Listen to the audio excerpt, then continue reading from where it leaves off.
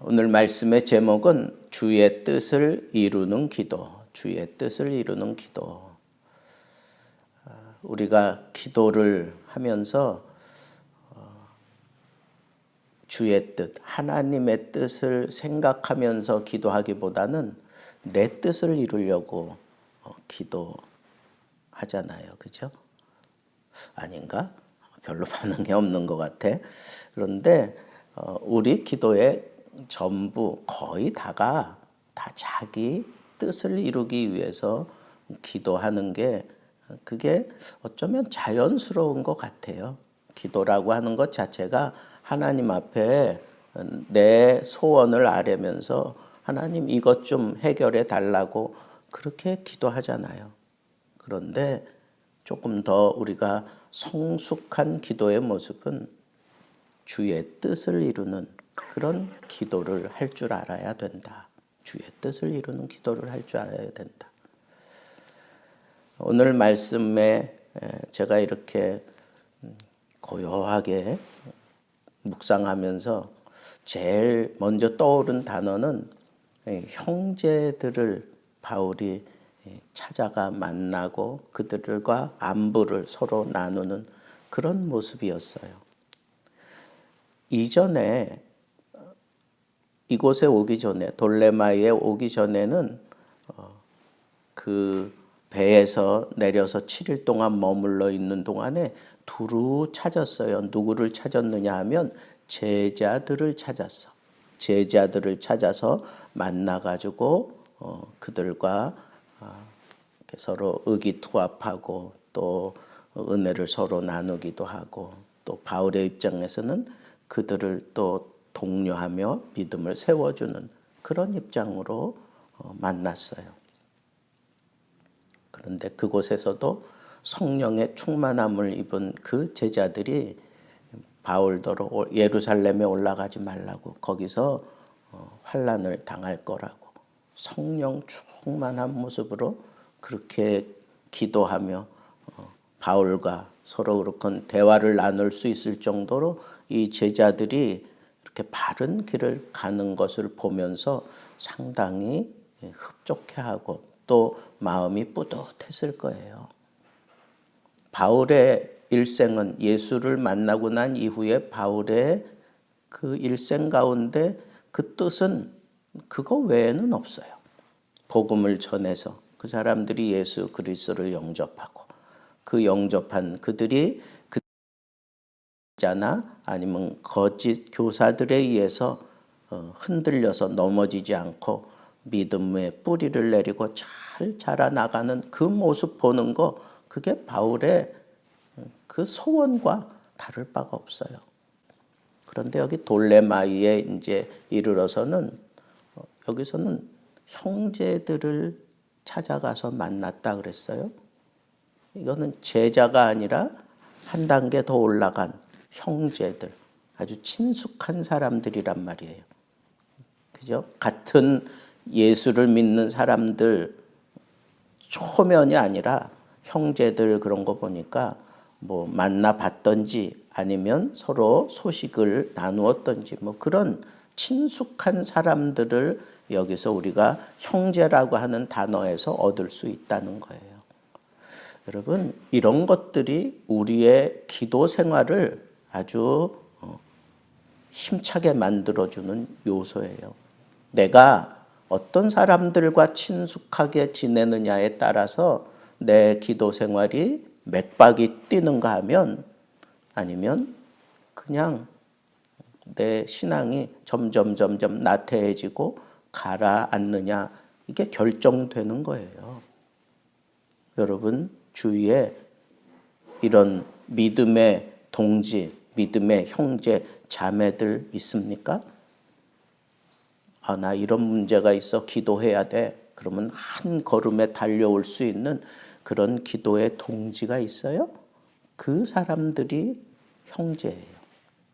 그 사람들이 자매라고. 핏줄을 나눈 자매 말고 같은 믿음을 가지고 함께 성장해가는, 성숙해가는 그 사람들이 진정한 형제고 자매예요. 기억하세요.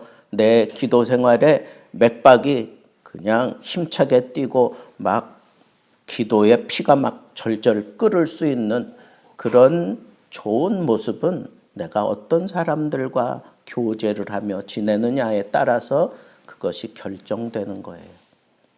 자, 그리고 난 다음에 또 이제 떠나서 가이사랴에 왔어요. 가이사랴. 그런데 거기서 익숙한 솜씨로 누구를 찾아갔느냐 하면 빌립 집사를 찾아가요. 빌립 집사의 집. 그런데 이 빌립 집사가 누구예요? 7 집사 가운데 하나라. 7 집사가 어디에서 나와요? 사도행전 6장에서.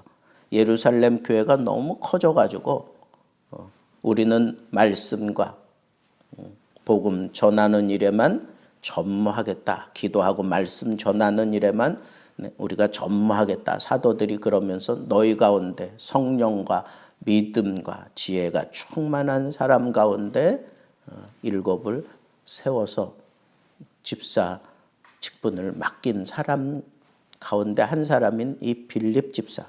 근데 이 빌립 집사는 사마리아로 내려가서 사마리아의 복음의 문을 열었던 사람이잖아요. 근데 그 8장에서 그 사마리아 복음 사역을 감당하고 성령께서 그 사마리아에서 갑자기 광야로 막 몰고 가시더니 거기서 구스네시가 이제 자기 본국으로 돌아가는 길에 마차에서 성경을 읽으면서 갔는데 그때 이 빌립 집사가 네가 읽는 게 무슨 뜻인지 아냐? 내가 지도해 주는 사람이 없는데 어떻게 알겠습니까? 그러면서 마차로 초청해서 거기 들어가서 그 말씀을 가지고 예수 그리스도를 증거했어요. 그리고 난 다음에 갑자기 또 성령께서 빌립 집사를 아소도 저쪽으로 몰고 가셨어요. 그리고는 등장 안 하다가 지금 21장에 빌립 집사가 갑자기 등장하는 거예요. 이 기간이 얼마나 됐을까요? 약 20년 정도 지났어요. 그러니까 이 빌립 집사가 그 8장에서 사역을 마치고 가이사랴로 가서 거기서 정착을 하고 거기서 약 20년을 지냈다는 거예요. 그런데 그에게 별명이 하나 붙었어요. 그 별명이 뭐예요? 전도자. 전도자라고 지금 그러잖아요. 전도자. 전도자. 빌립 집사의 중 하나인 전도자. 그 집에 바울과 그 일행이 찾아 들어갔어요. 그러니까 너무너무 그 가이사랴 그 지역에서는 워낙 유명한 사람이에요. 누가? 빌립이. 근데 어떻게 유명한가? 전도자예요. 별명을 보면 알잖아요. 그 사람에게 별명이 하나 붙었는데 그게 전도자예요. 그러니까 빌립 집사는 그냥 전도하는 일에 올인한 거예요. 그러니까 그 지역에 있는 모든 사람들이 전도자, 그러면 누굴 떠올려요? 빌립을 떠올리는 거예요. 전도자의 삶을 살았어요. 그런데 놀라운 것은 그에게 딸이 있어요. 딸이 넷이 있어. 근데 이 딸 넷이 다 예언을 하는 자라. 예언을 하는 자라. 꼭 그렇지는 않지만 성경에 보면 성령의 은사를 이렇게 쭉 열거하면서 이 헬라 사람들은 항상 중요한 것을 먼저 이렇게 다루어요. 먼저 다루고 저 밑바닥에 이제 좀 그 순서를 그렇게 정하는데 방언의 은사는 제일 마지막에 나와. 그런데 이 예언의 은사는 상당히 위쪽에서 나오잖아요. 그죠? 그만큼 이 예언이라고 하는 것이 그 시대 상황에서는 상당히 굉장한 어떤 그 영향력을 행사할 수 있는 그런 위치를 갖게 되는 그런 은사예요. 여러분 성경을 잘 들여다보면 그때 교회에서 나름대로 헌신하고 봉사하던 사람들은 과부가 많았어. 중년 부인들이 많았다는 거예요. 그런데 처녀로서 예언을 하는 자라. 이 얘기는 처녀지만 교회에서 빌립 집사가 그 기독교 공동체를 크게 이루어서 살지 않았겠어요? 그러니까 전도자라는 이름도 붙었는데, 그런데 벌써 이 처녀로서 예언을 하는 자라 하는 얘기는 상당한 영향력을 끼치고 있었다라고 하는 그런 표현과 같아요. 그런데 여러분, 처녀로서 교회에서 봉사하고 또 어떤 교회의 중추적인 역할을 감당하면서 끌고 가는 것은 지혜가 있어서가 아니라 성령의 은사가 이 네 자매에게 다 있었다는 것. 하나님의 말씀의 빛을 비춰주기 위한 그런 예언, 성령의 은사로 말미암아 나타나는 그런 예언은 상당한 그런 위치를 교회에서 갖게 만들었어요. 그래서 이 교회 공동체에서 이 딸 넷이 모두 다 처녀로서 그렇게 헌신했다는 거예요. 그러니까 이 딸 넷이 다 이렇게 하나님 앞에 자기 인생을 다 드리고 오로지 성령의 충만함과 성령의 은사를 따라 이 영적인 생활하는 일에 집중하며 살아가게 만든 장본인이 누굴까요? 그 아버지 빌립 집사예요. 그 아버지 빌립 집사의 별명이 뭐라고요? 전도자. 그 아버지가 전도하는 그 생활을 보면서, 그리고 빌립이 8장에서 사역할 때 보면 그 사역에 항상 성령의 나타남과 성령의 은사가 막 쏟아지는 것을 보잖아요. 그래서 사마리아도 성령을 받았다. 이 얘기는 누구 때문에 일어난 거예요? 빌립 집사 때문에 일어난 거란 말이에요. 그러니까 예루살렘 교회에서 정말인가 그래서 베드로와 요한이 또 파송을 받아가지고 거기 가서 확인하고 막 이러는 과정들이 있었잖아요. 그러니까 아버지가 이렇게 성령 충만한 모습으로 이런 말씀 사역에 올인하는 모습을 보면서 이 딸들이 하나님 앞에 다 저마다 자기 인생을 드리고 그렇게 성령의 은사를 받아서 예언자로 생활하고 있는 이런 모습을 보게 되는 거예요. 내 기도 생활에 적극적인 그런 후원자가 바로 나에게 아버지여야 해요. 아버지.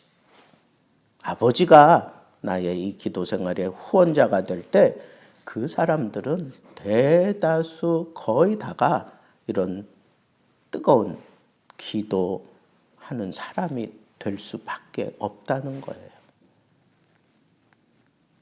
그런데 여기 아버지가 핏줄을 나눈 아버지만 아버지가 아니에요.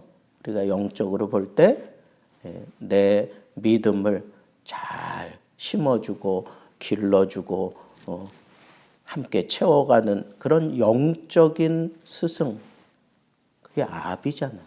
사도 바울은 교회 안에 세 부류로 이렇게 나눴어요. 갓난아이, 그다음에 청년, 그다음에 아비 그랬어요. 그러니까 여러분들이 내 이 기도 생활, 이 영적인 생활에 어떤 박차를 가하며 제대로 그렇게 성장하기 원한다면 여러분들에게 영적인 아비가 분명해야 된다는 거예요. 아니, 나는 아버지가 그런 생활을 안 하는데요. 나에게는 그런 분이 없는데요. 찾아! 그런 분들을 찾으라고. 영적인 기도로 나를 이끌어주고 나를 키워줄 수 있는 그런 사람을 만나게 해달라고 기도하고 찾아야 되는 거예요. 이 말세지 말의 복 중에 복이 뭐예요? 영적인 지도자를 잘 만나는 거예요. 그러니까 여러분들이 이 기도 생활, 내 남은 인생 하나님 앞에 온전하게 드려지고 온전하게 하나님을 위하여 내가 영적으로 제대로 성장하며 그런 영향력을 끼치며 살기 원한다면 분명한 것은 여러분들에게 영적인 아비가 있어야 된다는 거예요. 그래야 그 기도가 힘을 받고 그 기도의 능력이 나타나기 시작하는 거예요. 그래서 이 내 처녀, 빌립의 내 처녀는 이제 그렇게 20년간 거기서 교회 공동체를 이루다가 거기서 이제 소아시아 지역 히에라폴리스로 이제 옮겨가게 돼요. 빌립과 그 딸들이 옮겨가서 거기서 이제 마지막까지 그 초대 기독교사에 보면 마지막까지 그 소아시아 지역에서 많은 경건한 영적인 그런 위인들과의 만남, 그리고 그들을 다른 사람들에게 이렇게 소개하고 이런 역할을 하면서 그곳에서 어떤 영적인 한 줄을 꽉 붙잡고 기독교회사의 한 부분을 그들이 붙잡고 그 자리를 기도로 채워가며 그 소아시아 지역에 이 복음이 증거되고 방향성 있게 딱 자리 잡을 수 있도록 그렇게 역할을 마지막까지 이 딸들이 나이 많아 늙을 때까지 그런 역할을 했다. 유명한 유세비우스라고 하는 그 교회사에 보면 그런 얘기를 해요. 근데 그 히에라폴리스의 감독이었던 파피아스가 그런 간증을 하고 있는 것을 이렇게 전승으로 계속해서 내려온 거 보면 여러분 우리 인생 한번 멋지게 주님을 위해서 내가 살아가려면 기도가 뒷받침돼요. 내 기도, 주의 뜻을 이루는 내 기도가 거기 따라와야 돼요.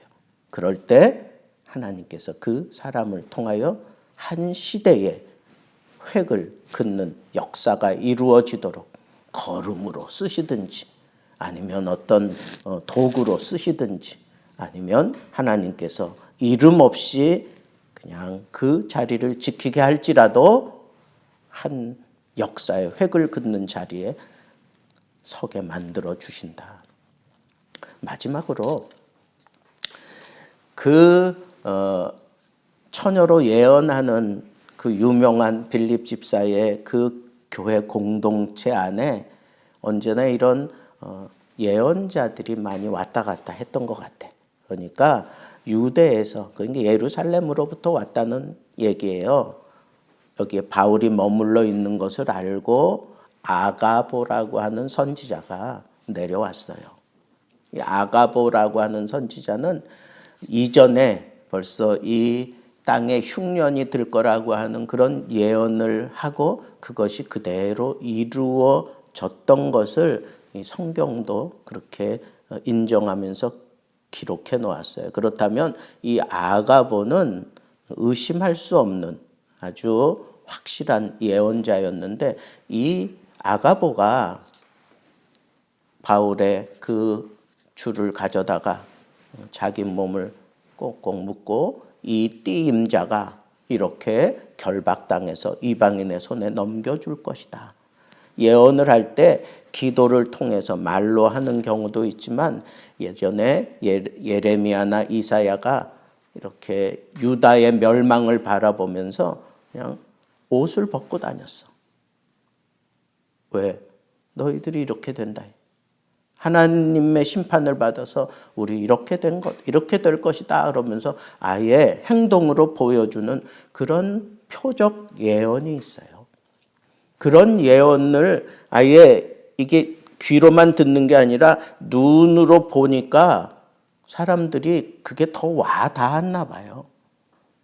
그러니까 바울과 함께하는 그 선교 팀들도 합세해가지고 예루살렘으로 올라가지 말라고 그렇게 막 얘기를 하는 거예요. 울면서 그건 정말 바울을 사랑하는 마음이고, 그리고 바울에 의지하고는 상관없이 지금 바울이 정말 필요한 때인데 이 복음이 점점 이방을 향하여 나아가면서 확장되어 가고 있는 이때에, 굉장한 탄력을 받아가고 있는 이때에 바울이 갑자기 예루살렘으로 가겠다 그러면서 거기서 분명히 환난을 당할 것을 자기가 자기 입으로 이미 다 고백했단 말이에요. 예루살렘에서 내가 이런 어려움을 당할 거다라고 하는 것을 얘기했어요. 그리고 또 예언자들이 와서 얘기하고 성령 충만함을 입었던 제자들도 그런 기도 가운데 그런 걸 서로 나누고 이런 것들을 계속 들어왔어요. 누가? 바울과 그 일행들이. 그런데 그 일행들은 바울이 결정한 대로 그냥 그렇게 따라오기만 했는데 이 아가보 선지자의 표적 예언을 보고서는 함께 합세해가지고 예루살렘 올라가지 말라 막 이렇게 울면서 간곡하게 부탁해요. 그러니까 이 예언이 얼마나 아주 영향력 있는지 보세요. 그 교회 공동체의 한 부분을 그냥 붙잡고 막 흔들어 놓을 수 있을 정도로 강력한 힘을 발휘하는 게 예언이에요. 이 예언은 오늘날로 얘기하면 말씀이에요. 말씀을 전달하는 설교라고 볼 수 있어요. 그만큼 중요하다 말이에요. 자, 그런데 이런 예언으로 말미암아 막 그렇게 얘기하니까 바울이 이렇게 얘기해요. 왜 너희들이 울어서 내 마음을 상하게 하느냐. 여기 상하게 한다라고 하는 것은 왜 내 마음을 이렇게 흔들어 놓느냐 이거예요.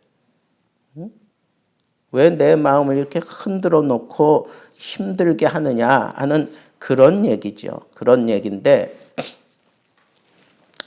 그 원어를 보면 상하게 한다고 하는 게 막 두들겨서 깨트려 버린다 이거예요. 그러니까 지금 막 바울을 만류하는 그 사람들의 그 성령 충만한 모습, 그리고 또 예언의 모습, 그리고 함께 하던 사람들까지 이제 막 뜯어 말리고 막 이러니까 그런 광경을 보면서 사도 바울이 이분들의 그 충정과 그 사랑을 충분히 이해하는 거예요. 그러면서 막 자기 마음이 돌덩이에 맞아가면서 다 깨지는 것 같은 그런 생각이 들었던 거예요. 그래서 왜 상하게 하느냐. 그러면서 바울이 뭐라고 대답해요? 그래, 나 예루살렘에 가서 결박 당한다. 그러나 그 결박 당하는 것 때문에 너희들이 올라가지 말라고 하는데 나는 거기서 죽을 것도 각오했다. 그래. 죽을 것도 각오했다. 결박 당할 뿐 아니라 죽을 것도 각오했다. 왜? 그게 주 예수 그리스도의 이름을 위한 일이다 라고 하는 것을 분명하게 얘기하면서 결박 당하는 것뿐 아니라 죽을 것도 나는 각오한다 이렇게 대답을 했어요. 그러니까 결박 당하는 것 때문에 올라가지 말라고 하던 그 사람들에게 더 심각한 게 뭐예요? 죽는 거잖아. 죽는 걸 얘기하니까 더 이상 이분은 우리가 권면한다고 돌아설 뿐이 아니구나 라고 그렇게 생각하고 뭐라 그래요?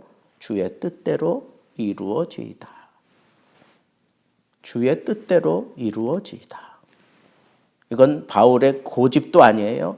이건 하나님의 뜻이구나 라고 하는 것을 거기 있는 모든 사람들이 함께 느꼈던 거예요. 근데 여러분, 바울이 왜 이렇게 목숨을 걸고 예루살렘으로 가고자 했을까요? 왜 그랬을까요?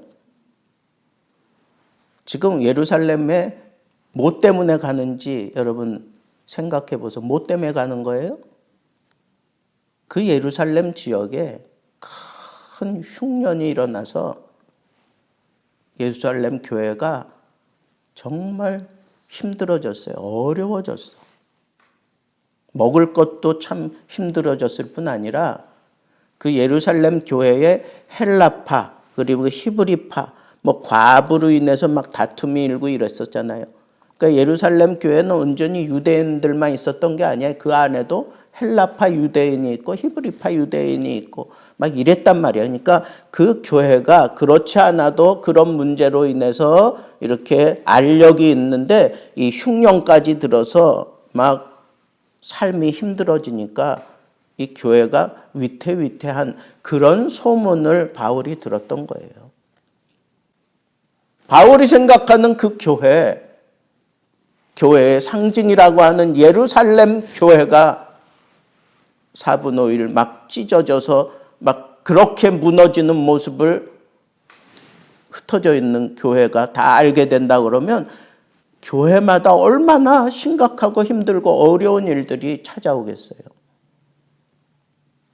바울은 여러 가지 교회를 교회답게 세우기 위한 그의 열정이 그런 환난뿐 아니라 죽음이 나에게 임한다고 할지라도 교회를 세우기 위한 이런 열정으로 달려갔던 거예요.